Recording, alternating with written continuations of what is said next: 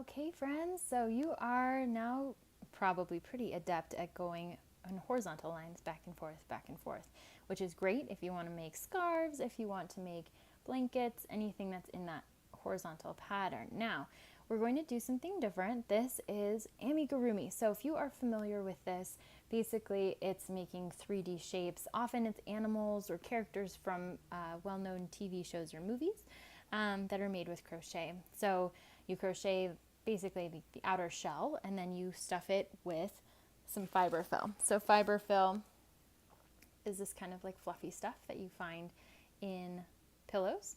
And you can buy it at the crafting store. If you go back to that first PDF where I talk about the materials that you'll need, I have an example for you in there. So it's kind of a cool way to make little gifts, especially for kids or for people who like to collect different things. And it helps you practice different shapes and different stitches too. So in order to start with this, we're going to start with something called a magic ring. So this one's a little bit tricky to get at first. So instead of starting with a slip knot like we often do, we are going to go ahead and start like this. So we're not pulling it through like a slip knot. We are going to hold it here. So I've got my X that's held in between my two fingers. Now I'm going to stick my crochet hook through this loop, grab this, and then pull it underneath. Okay, now instead of pulling it tight, I'm just going to hold it here. Make sure that that tail's pulled at the bottom, okay? Then you're going to loop it around and pull it through. And I like to do one extra one here, okay? So then that starts my first chain. Now, we're just going to do a single crochet, so through and around both of those. Loop around, pull it back through, loop around, pull it through both of those loops. Again, in, pull it back, around, pull it through,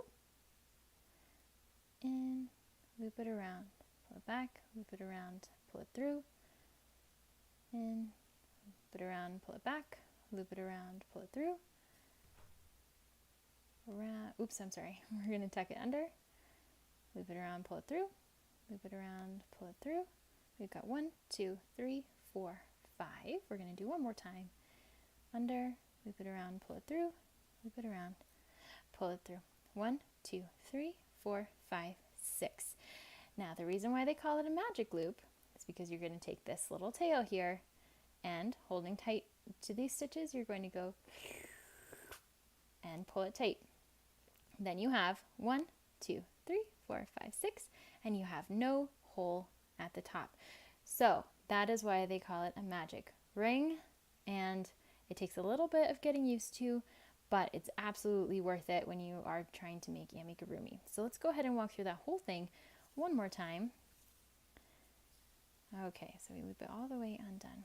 Okay, so we have this loop in our hand. We're going to wrap it under and around. Okay, so we've got that X. Hold it tight between your thumb and your middle finger.